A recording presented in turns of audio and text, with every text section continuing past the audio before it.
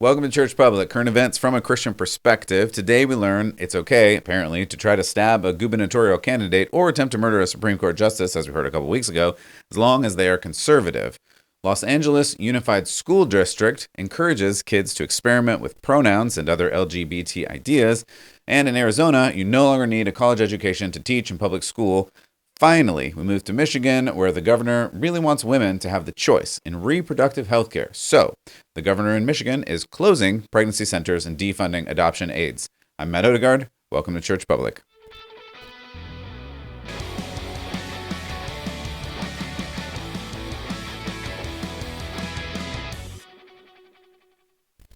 Thank you again for choosing Church Public. My name is Matt Odegaard. I am your host here, and today we're looking at current events from a Christian perspective. If you missed some of them, or if you want to go back in time and hear what has happened in the past, or just review some of the previous podcasts, you can at churchpublic.com. If you want to see the videos, if you're just listening on audio, and I really appreciate you listening on audio, you can go to churchpublic.com/podcast and get that information there. If you haven't already, feel free to like or subscribe or do a 5-star review, hit the notification bell depending on which platform you are on. And if this is helpful in any way to you and you feel like it might be helpful to somebody else, feel free to hit that little button and shoot it off to a friend. Thanks again for joining me at Church Public. Let's get to some news. All right, so today we're looking at a Republican candidate for New York governor who apparently was attacked by, it wasn't really a knife. I don't have a picture of it here, but it was kind of like a super sharp, pointy thing. And this guy jumped up on the stage and tried to stab Republican candidate Lee Zeldin as he was doing a campaign event Thursday night in a Veterans of Foreign Wars post in Parenton, New York. WIVB4 reported that Zeldin was speaking on bail reform when the alleged male attacker jumped on stage and started yelling.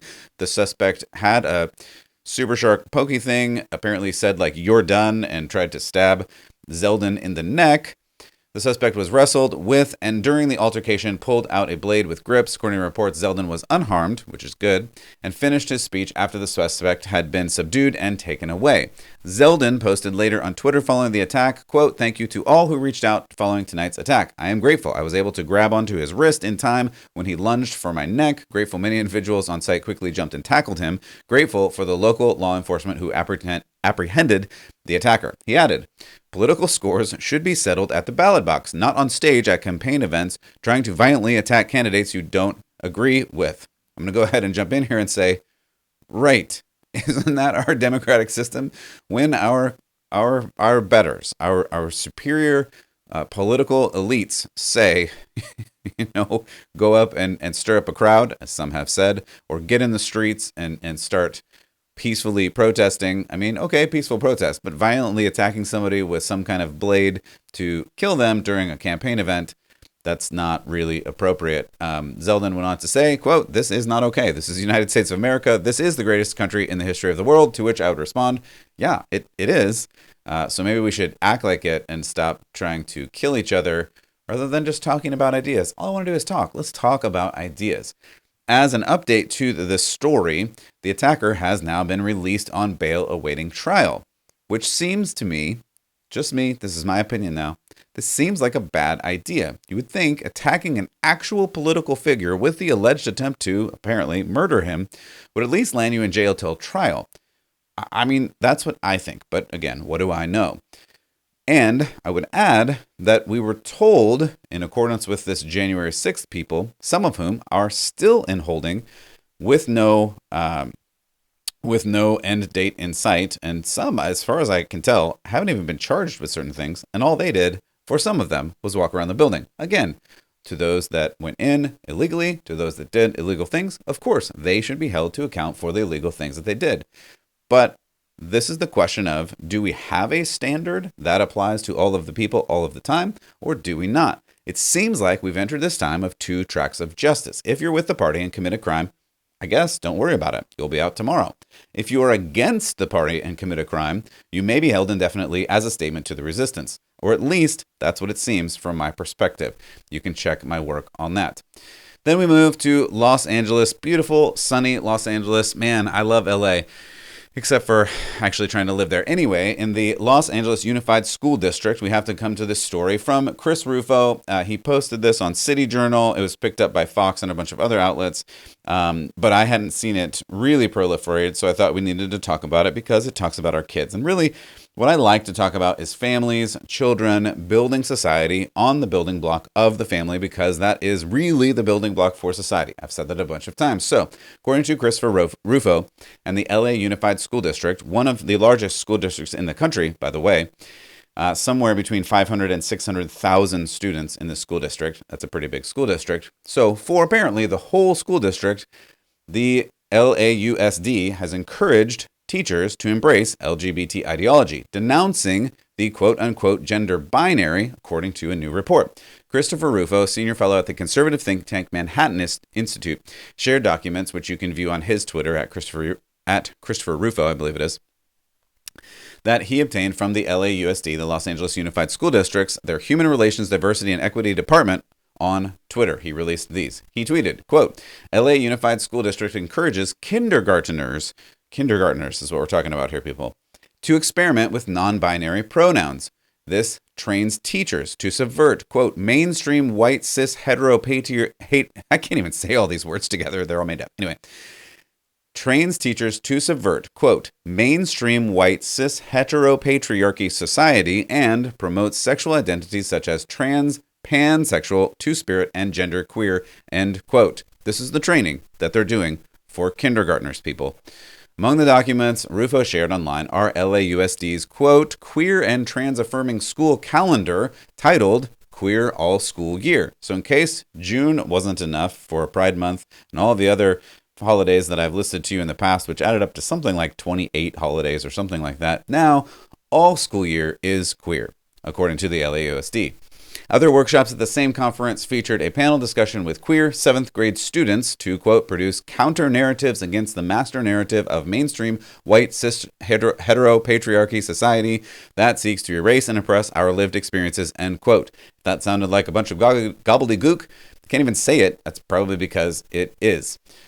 This included a list of resources for trans-identified students, including, quote, trans-affirming clothing, end quote. And by the way, if you didn't know, not expressed specifically in this article, but it happens to be a thing that is in schools across America, there are now changing closets. A changing closet, if you didn't know, is a place where trans-identified boys and girls can go when they arrive at school, change into their preferred gender rather than what their parents dress them as or they dress themselves as, and then at the end of the day, change back into the clothes that their parents wanted them to wear or that matched their gender, etc.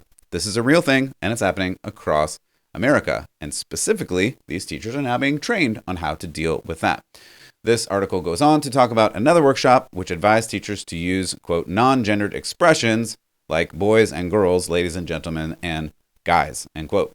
School district policy issued in 2019 proclaimed, quote, students shall be addressed by their name and pronoun that corresponds to their gender identity asserted at school without obtaining a court order, changing their pupil records, or obtaining parent legal guardian permission, end quote. Just to be clear on this, that means that if a student decides to identify as something else, decides to want to be called something else at school, they can and should be called that. And the parents don't need to know, don't have to find out, you don't have to tell them, you don't have to tell them anything about anything, and this is the new way that we're going in schools. This should be viewed as quite a problem.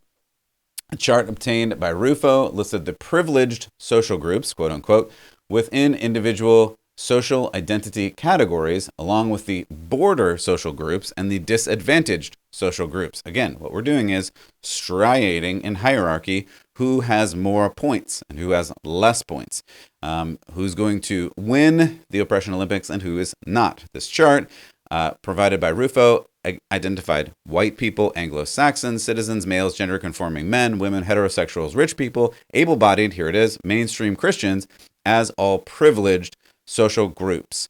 The document said that people of color, females, trans-identified people, LGBT individuals, non-Christians as disadvantaged social groups. So in other words, if you're one of the aforementioned and not the later mentioned groups, you are the oppressor, you are evil, You have committed the ultimate sin just by being you, apparently, and you should now go for punishment, though you can't actually receive forgiveness because in the system there's no actual forgiveness, as we've talked about many times about CRT. You can go and search for that at churchpublic.com if you have questions about what that is and what that means and how this factors in. But this is what we were talking about here, because you have all of these issues that compound together with critical race theory, gender theory, queer theory, social justice theory, etc. These all wrap together, and these all wrap into, well, what are we talking about? And who has been the most oppressed? And if you have been oppressed, as Kendi would say, Ibram X. Kendi would say, past discrimination calls for current discrimination, and current discrimination calls for future discrimination. So if you are in one of these classes, you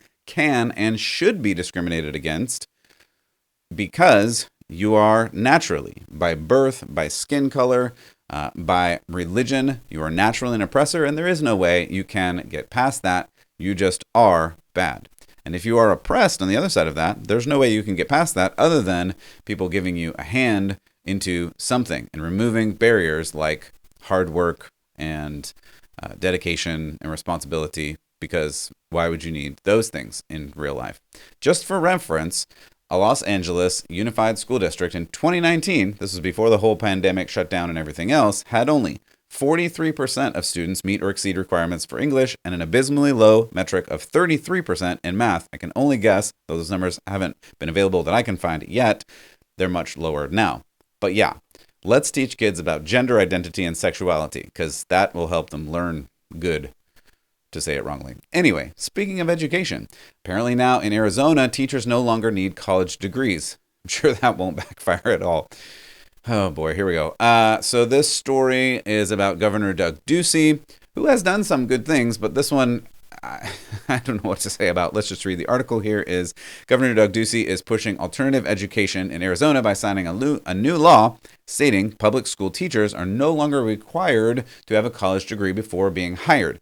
They should have a college degree, or I'm sorry, they should be enrolled in college as they become teachers.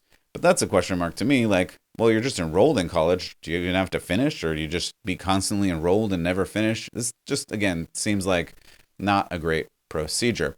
Teacher shortages apparently are part of the reason why Law SB 1159 was passed, because Arizona's severe teacher shortage over the last 6 years. This past winter, 26% of teacher vacancies were unfilled. That's like a third of places of schools that needed teachers could not get teachers. Like that's a lot of positions. And roughly 2,000 classrooms, according to this report, were without an official teacher. That also is really terrible. Ducey claims that loosening the teacher credential requirements would help fill these gaps, which it probably will. But is that a good thing? That's really what we get to. Like, is having teachers who are not fully educated good? Do you want the teachers that don't know what they're teaching? And of course, Arizona is not the only place where there are teacher shortages. I mean, really, they're occurring nationwide with consequences that we don't actually know yet. So I'm torn. I'm really torn on this. On the one hand, it's a terrible problem for the impacted students. There are students who will just not get more education. But as we saw before, apparently they're not getting education anyway. So on the other hand, if there is a bright side, and there may be, I don't know, this means that these progressive college-educated liberals will not be teaching children as much. And I guess that's a good thing. Either way, this is just bad for kids. Why don't we focus on the kids? Why can't we put kids first? But this bureaucracy just seems intentionally designed to put kids last. And that really frustrates me. Because as a professor, educator, overall proponent of learning, and learning all that you can in the time that you have, lowering the bar on education, lowering the bar especially on educators, it's not going to end with a society full of wisdom. And we all should know that. But apparently, this is now the world that we live in. Then we move to Michigan. Michigan governor apparently dislikes pregnancy centers because pro-choice. I don't know what else to say. According to the Federalist last week, Michigan's Democratic Governor Gretchen Whitmer vetoed funding for maternity homes, adoption tax credits, and other budget items that assist pregnant women. But this is all about choice, right? While post-Dobbs, that's the Mississippi versus Dobbs, and then the Roe versus Wade, and the Planned Parenthood versus Casey decisions that all came out, Whitmer and her fellow Democrats seek to conceal the party's pro-abortion agenda by pushing state courts to institute the extreme abortion regime they demand, according to the Federalist.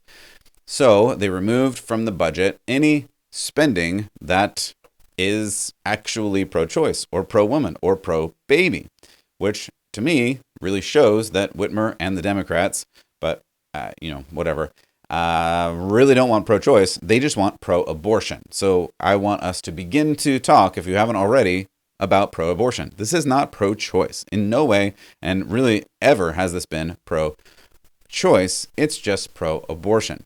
They know, and the reason they have to do these things this way is they know the general population, even in surveys now, don't support their extreme abortion on demand. Yes, there are surveys that say that the majority of Americans are some kind of pro-choice. But when you drill down into the details, and the details do matter in this, most people who respond to that say something like pre-first trimester, which personally I still don't agree with, but I can see how people would think that way.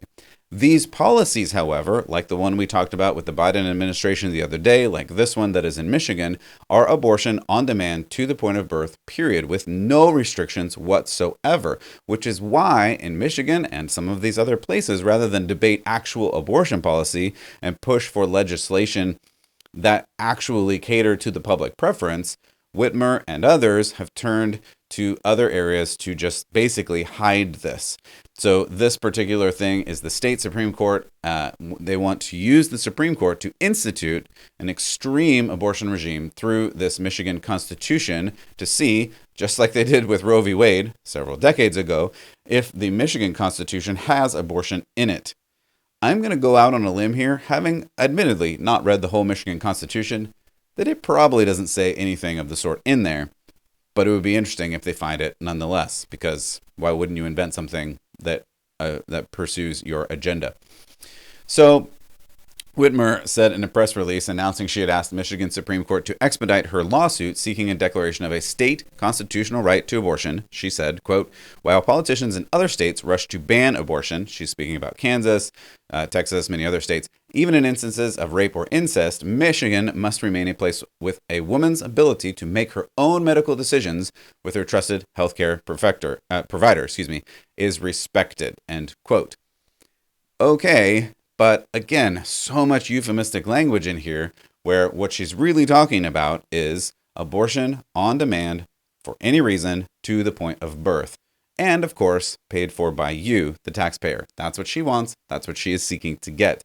And that is what will be installed if the Michigan Supreme Court finds, quote, a right to abortion in the state constitution. Then, of course, by using the Michigan Supreme Court to achieve this end, just like they did decades ago in Roe versus Wade with the Supreme Court of the United States of America, rather than using the actual legislative process, which we have through House and Senate, in federal and state courts or legislation, Democrats can avoid all of the hassle of actually making a law. You just pass it through the court. And by the way, just to back up one more time, the judicial branch of the courts is not the one supposed to be making laws. They're just not. Yes, they can set precedent, but they're not supposed to be making laws. The lawmakers are supposed to make laws, but by and large, they don't. And part of that is because they know they can't. If they actually pass this through law, they're not going to get the votes because people won't vote for this really extreme measure. Instead, trying to do a go-around just like they did in Roe versus Wade so many decades ago. We'll pray that they don't.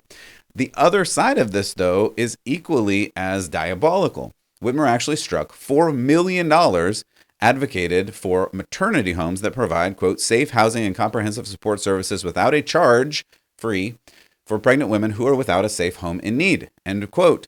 $4 million struck from the budget, while at the same time trying to push for abortion on demand to the point of birth paid for by taxpayers. Again, this is clearly not about choice. It's about abortion. It is pro-abortion. It's not pro-choice. And this is even more sad. Apparently, they even hate adoption. Even though they rail on conservatives, on Christians, that, well, fine, if we're going to have all of these babies, they say, why don't you adopt them and take care of them? And many people in America, I happen to know some who are waiting for adoptive children. They're waiting to be adoptive parents, but there are not enough kids to adopt in America. I don't know if you know that, but it's a thing. So at the same time, Whitmer in Michigan, Democratic governor, struck $2 million in tax credits to adoptive parents and $10 million designed to provide factual information to pregnant women about adoption as an alternative to abortion, including the birth mother's ability to establish a pre-birth plan. They don't care about choice. They don't care about babies. They don't even seem to care about women. It's just a life or death matter. And in this activist Democratic Party, apparently they just keep choosing death, which really makes me sad. And we need to continue to speak up about these things because life does matter. And we need to speak for those that don't have a voice. And again, I just cannot think of a segment of society that has less of a voice than these poor unborn babies. Which leads us to the verse of the day, because today we're just talking about all the kids. And I just wanted to leave you with this. There's actually a couple. I was just going to do one, but I might do two here because, hey, this is cultural events, current events from a Christian perspective. So we're going to talk about Christian things. We're going to talk about where our wisdom comes from, because clearly it's not coming from the government. It's not coming from the state. We're going to start with Proverbs 22:6, which says, train up a child in the way they should go. And you may have heard that. You may know that. You may even live by that. But what I want to do is back up one verse and give you more context for this, because the context really makes a difference. The context in verse 5 says, thorns and snares lie on the path of the perverse, but he who guards his soul stays far from them. Train up a child in the way he should go, and when he is old, he will not depart from it. This is talking about how, as you walk through this life, you're going to have a lot of issues and problems, and as you walk through the life, this says, in the path of the perverse, or in the way of this culture, there's going to be thorns, there's going to be snares, there's going to be troubles, and more so if you go the way of the culture. But if you guard your soul, stay away from these, train up your child in these ways, when they are old, they will not depart from it. Now, this is misused a lot, saying that if you teach them all the right things, they'll never do wrong things. That's not true. Obviously, we all have our own will, and we act on that will sometimes in the wrong way. If those have kids, you know this is true. This is a way. But we need to instill in them the right heart so that when they get to these hard places, they can make the right decisions. This is all about making right decisions. I know we talk about belief a lot, and belief is very important. Paul talks about that quite a bit, but James also talks about how when you believe the right things, you do the right things as well. That fruit comes out of you because you've believed the right things. You don't just sit around waiting for heaven to come to you or whatever you do. You have to actually go out in life and live life. And by going out and living life, you have to do the right things in life. This is really important. And it's a really important point that for some reason in church settings, sometimes we miss. So what I want to do is move from Proverbs 22, and I actually want to move back in time to Deuteronomy, because many people believe that Proverbs, written mostly by Solomon, is actually some words, some sayings for his son to be able to understand Deuteronomy. And this is why it's important for us to go back and read some of the precursor to where this comes from. Now, this is not a one-for-one, so I'm not making that, I'm not drawing that line, but it's similar enough that I wanted to read it and I wanted you to understand some of the context. So we went to Proverbs 22. Well, I want to go back to Deuteronomy 11, because in Deuteronomy 11, we're talking about how to live and how to follow God and how to raise children. And I think that's really important, because this is what we're talking about. It really is all about the kids. And if you're a parent, you should want it to be all about the kids. And so you're sitting there thinking, well, what do I do then? I think this is a really good verse to hold on to and understand. So this is Deuteronomy 11:18, where it says, fix these words of mine. This is the commands of God, the way of God, the words of God. Fix these words of mine in your hearts and minds. Tie them as a reminder on your hands. Bind them on your foreheads. Teach them to your children, speaking about them when you sit at home, and when you walk along the road, and when you lie down, and when you get up. And even goes on to say on the doors, etc. Basically, everywhere. You should be talking about God to your children in everything that you do, talking about the ways of God, talking about how you follow God. Many people want to say, when Jesus gave his commandments, love the Lord your God with all your heart and soul and mind and strength, and love your neighbor as yourself, and those are the only two commandments that you need, they want to really compress those together in that all you need is love, Beatles song. But it's much more than that. It's much more, because we still have these commands and God has not changed. Yes, we don't have to follow the ceremonial things the Jews had to follow, but we still have to follow the commands of God, because we still have to follow after God's heart. And to know God's heart, we have to know God's word. That's what this passage is pointing to, and I think rather well. 11:18. Fix these words of mine in your heart, in your mind, tie them on your hands, bind them to your foreheads, teach them to your children, speaking about them when you sit, when you walk, when you lie, when you get up, basically everywhere you go, everything you do. Think about God, talk about God, talk about your faith, live out your faith. This is why I consistently and constantly say keep the faith, because it's really important, and it's important that you do it everywhere you go. That's part of why I do what I do here. The current events are important, but they're really not that important. I just hopefully use them, and you catch this, I'm using them as an illustration for you to understand how to live in this world. I don't really care about the current events that much. Honestly, I kind of don't. What I care about is you as a parent, as a member of the community, maybe even as a child as you're listening to this, that you can follow after God with everything that you have, with all your heart and soul and mind and strength.